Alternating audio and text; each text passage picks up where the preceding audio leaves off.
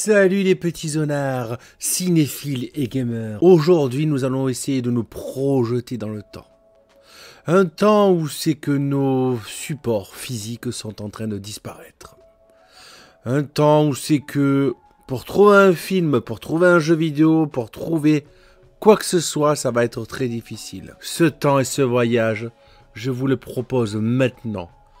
C'est parti! Alors vous savez qu'autour de cette dernière décennie, on a vu quelque chose se passer.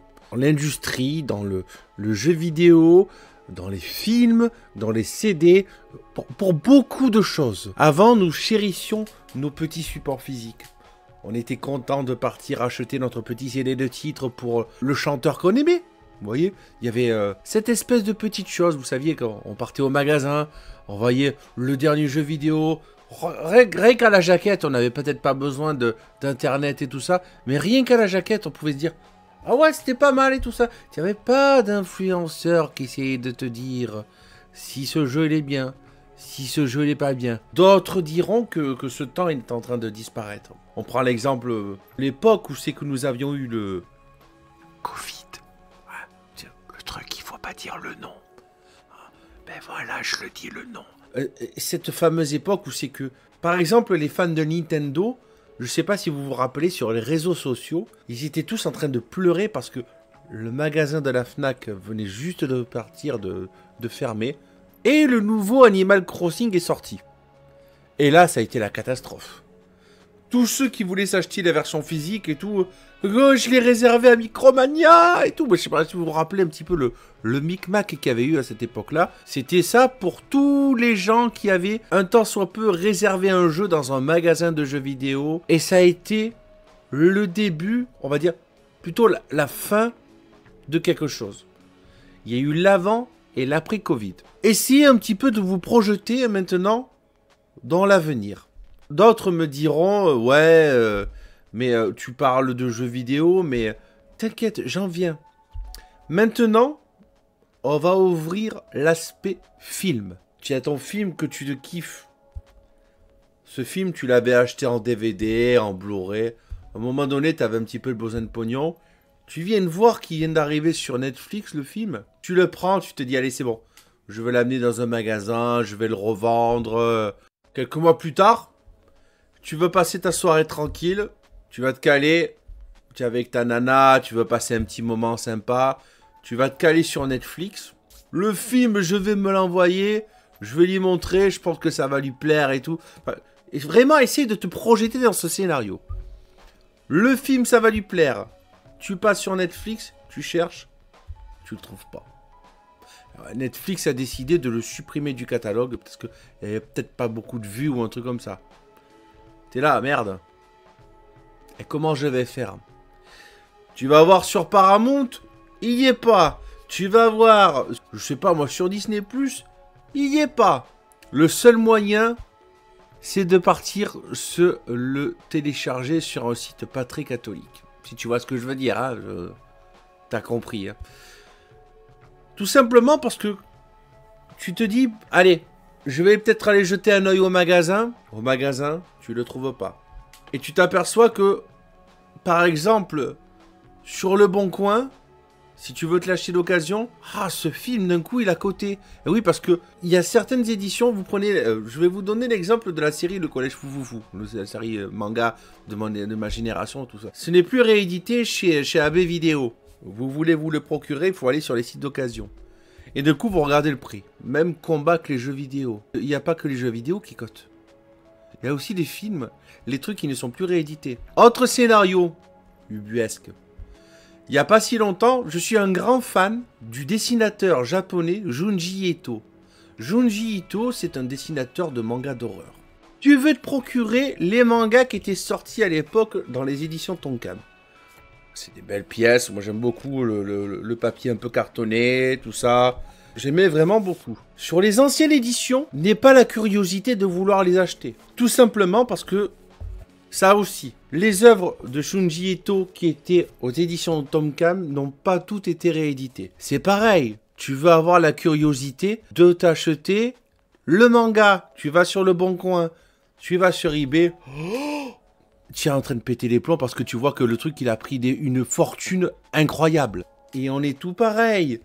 Un CD de musique. Comme j'avais fait il n'y a pas longtemps un petit post, tu ne trouves pas tout en format physique. Que la plupart du temps, les gens vont écouter sur Spotify ou un truc comme ça. Mais si tu veux, à mon sens, c'est ce côté un peu old school que j'ai. Si tu veux soutenir l'artiste, si tu veux soutenir le mangaka, si tu veux soutenir le réalisateur, tu vas acheter le produit. C'est le côté culturel de la chose, d'acheter le produit. Tu ne peux pas tout trouver en dématérialisé aussi. Il faut prendre le risque que un éditeur perde les droits. C'est là que je veux en venir.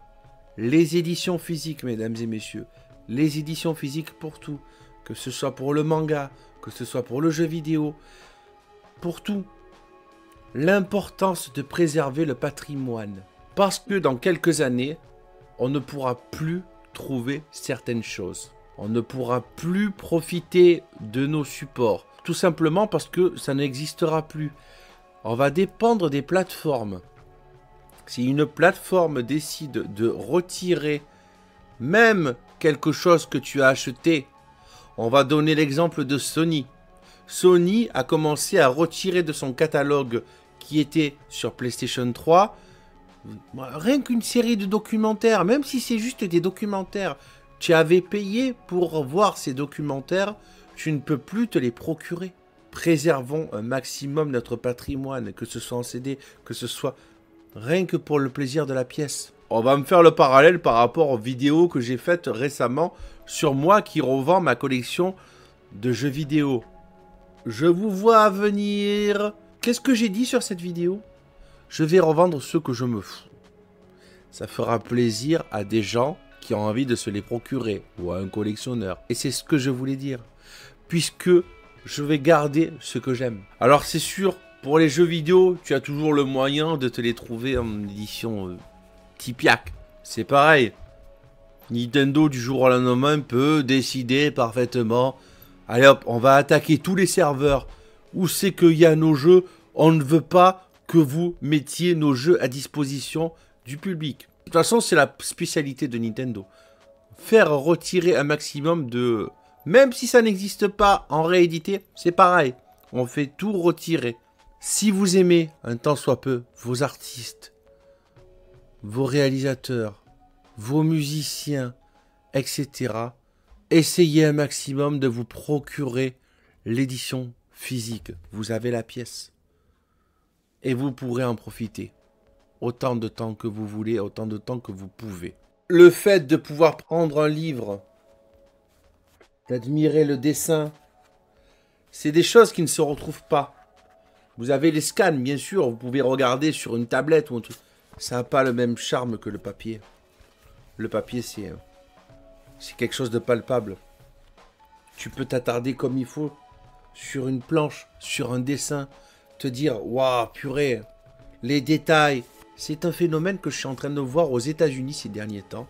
Les gens qui commencent à réacheter leurs films. Tout simplement parce qu'ils ne voient plus la possibilité de les voir autre part que sur Netflix. Et quand Netflix décide d'enlever le film et que tu ne peux pas te le procurer sur une autre plateforme d'une autre façon que ce soit de le voir. Et c'est le genre de truc que j'aimerais bien vous demander, vous, dans les commentaires. Que pensez-vous un petit peu? On va pas dire de la collectionnite pure, mais de la collectionnite d'objets que nous tenons, que nous apprécions, les livres, les films, le jeu vidéo. C'est un tout en fait. C'est le côté palper le produit, l'avoir entre les mains. Alors c'est sûr que la transition vers le streaming, ça offre des avantages indéniables. Mais au détriment de la préservation et du fait que nous puissions profiter, que ce soit quand on a envie, quand on est chez soi, de pouvoir prendre le film, de se le regarder, de pouvoir prendre le jeu, d'y jouer, de pouvoir prendre son CD, d'écouter de la musique. On est en train de perdre tout ça. Oh oui, à la modernité, mais quel destin funeste pour ce qui est de notre patrimoine général vidéoludique. Dites-moi dans les commentaires ce que vous en pensez de cette petite vidéo, mesdames et messieurs. On se retrouve prochainement pour de la réparation, pour des vidéos de ce style. Bref, bienvenue dans mon monde. abonnez-vous, clocher, partagez. On se retrouve la prochaine fois pour une prochaine vidéo, mesdames et messieurs. Ciao, ciao. Tchou.